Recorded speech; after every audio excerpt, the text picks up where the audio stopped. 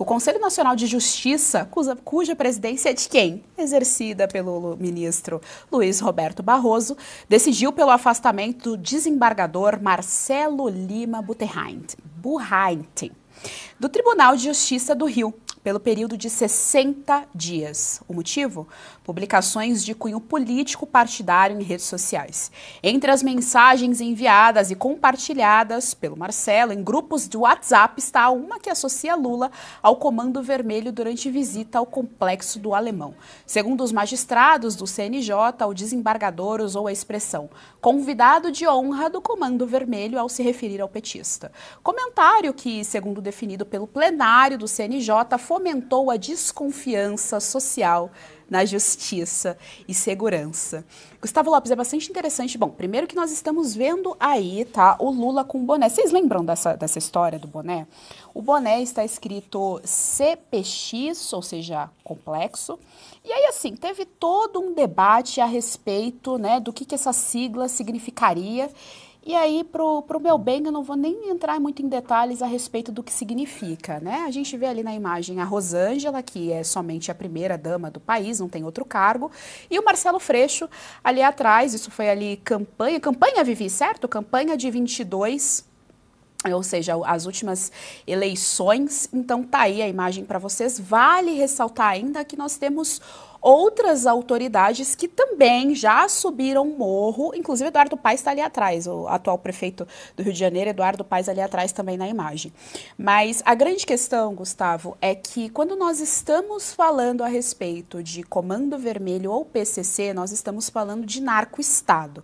Para a audiência entender o que é o tal do narco-estado, que nós sempre estamos fazendo referência na ciência política e na sociologia, quando nós usamos a palavra Estado com letra maiúscula, significa que nós estamos falando a respeito de toda uma estrutura e não de uma localização geográfica de Estado. Por exemplo, Estado de São Paulo. Não, nós estamos falando de toda uma estrutura. O que isso significa? Significa que tem uma jurisprudência própria, ou seja, tem uma lei própria, tem todo um regimento, um funcionamento próprio, tem autoridades próprias. Então, quando a gente fala que o PCC e o narco-estado têm um domínio em determinadas regiões, significa que eles se comportam como o chefe de executivo daquela região. Para entrar em um país, você precisa sempre pedir autorização para aquela máquina que está funcionando ali, para aquela autoridade que está funcionando ali. Então, quando a gente vê chefes do executivo, quando a gente vê Flávio Dino subindo o morro, quando a gente vê a Aniele Franco subindo o morro sem capacete, porque é uma das regras para se subir morro, não pode subir morro com capacete, significa que em algum momento teve ali que pedir uma autorização à máquina do narco-estado. Quem pediu, para quem, é que a gente nunca sabe.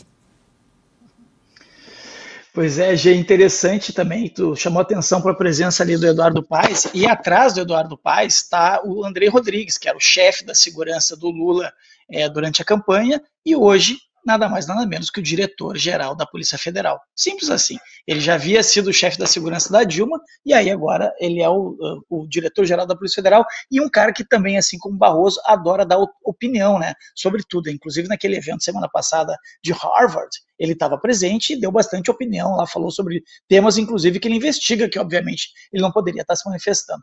Mas essa questão do CNJ é interessante, e tu colocou muito bem, lembrou muito bem, né? O CNJ é presidido pelo presidente do STF, no caso Barroso.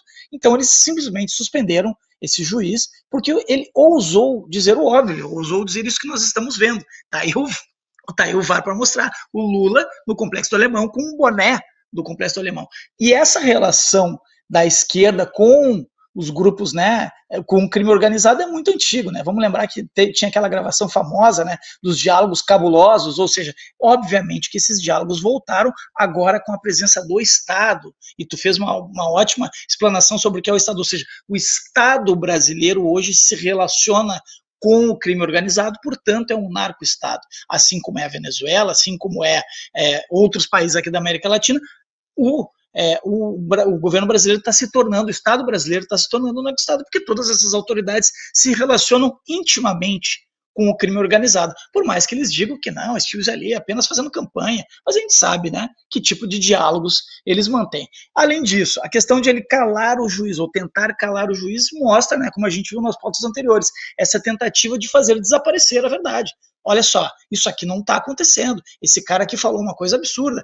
Aliás, vamos lembrar, durante a campanha de 2022, o TSE, presidido à época pelo Alexandre de Moraes, que coincidência, proibiu a campanha do presidente Bolsonaro de vincular o Lula ao crime organizado, de vincular o Lula às ditaduras que ele apoia, de vincular o Lula a, digamos assim, o seu passado nebuloso, ou seja, simplesmente para tentar suspender, acabar com a verdade. Vamos contar uma outra história, vamos reescrever a história. Só que o seguinte, né? E aí também uma explicação do porquê essa ânsia, essa tara para cercear e calar as redes sociais. Porque aqui a gente consegue ver a história acontecendo, a gente consegue ver a verdade vindo à tona. Algo que para eles é muito incômodo.